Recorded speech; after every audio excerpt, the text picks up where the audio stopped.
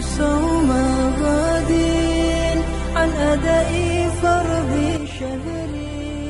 Ya, pertanyaan berikutnya yang akan kita bahas pada saat ini yaitu bagaimana hukum memberikan zakat fitrah maupun zakat mal kepada gharimin atau orang yang berhutang tapi berhutang untuk pembelian mobil atau kredit mobil atau sepeda motor. Di antara yang berhak untuk menerima zakat di antara 8 asnaf itu adalah al-gharimin, yaitu orang yang berhutang. Nah, orang yang berhutang yang berhak untuk menerima zakat itu ada 4 kelompok. Yang pertama adalah al-mustadin limashatil nafsi, yaitu orang berhutang untuk kemaslahatan dirinya sendiri. Yang kedua adalah al-mustadin, orang yang berhutang limaslahatin amah, itu untuk kepentingan umum. Misalnya kakaril daifin, orang yang menjamu tamu. Wa imarati masjidin, membangun masjid. Wa faki asirin, membebaskan tawanan. Itu masuk dalam kategori orang yang berhutang ini untuk kemaslahatan ini, dia dapat bagian zakat dari atas nama atau gharimin.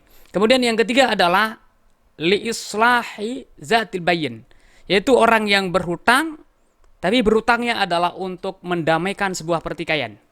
Kemudian yang keempat adalah al-mustadin, orang yang berhutang lil dimani dainin, yaitu untuk menjamin hutang orang lain. Misalnya dia mengatakan, berikan hutang kepada orang ini, pada saudara kita ini, nanti kalau dia tidak bisa bayar, saya akan bayar. Nah, ini termasuk namanya dhamin, orang yang menjamin orang lain untuk diberikan hutang.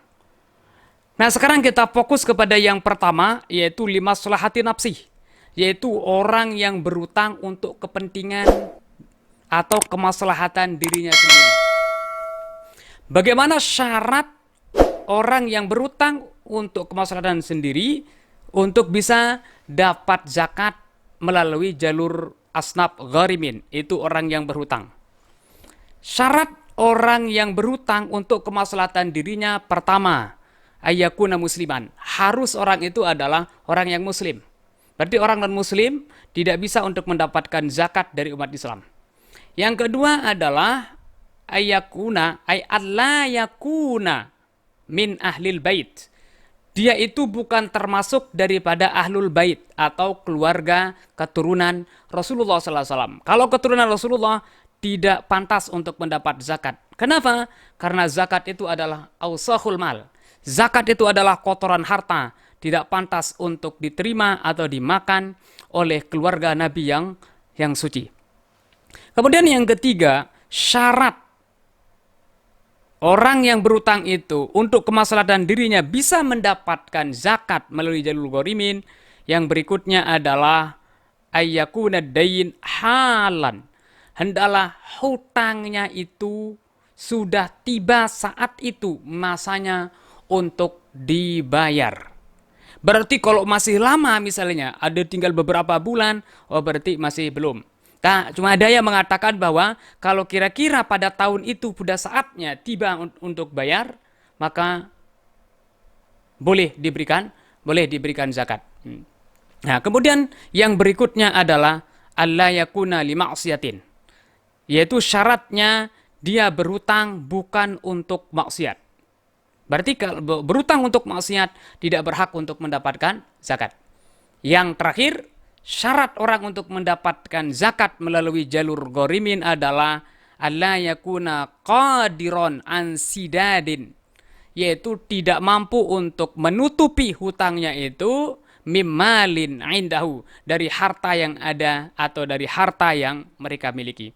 Nah, kalau kita lihat kriteria yang 5 ini, orang yang kredit motor atau mobil untuk kemaslahatan dirinya, dan di waktu dia berhutang atau kredit itu tidak ada niatannya untuk mendapatkan zakat untuk membayar, tapi semata-mata karena memang faktor kebutuhan untuk mencari rezeki. Kemudian yang kedua, tidak ada unsur tadi untuk mendapatkan zakat untuk setoran kreditannya, maka apabila suatu saat terjadi tidak mampu untuk membayar kreditannya, seperti yang terjadi misalnya pada saat sekarang ini, karena terjadi wabah COVID-19 sehingga tidak bisa keluar, sementara tetap ada tuntutan harus bayar, maka pada saat ini boleh bagi seorang itu untuk mendapatkan zakat dari asnaf gharibin atau kelompok orang yang berhutang. Wallahu subhanahu wa ta'ala a'lamu bishawab.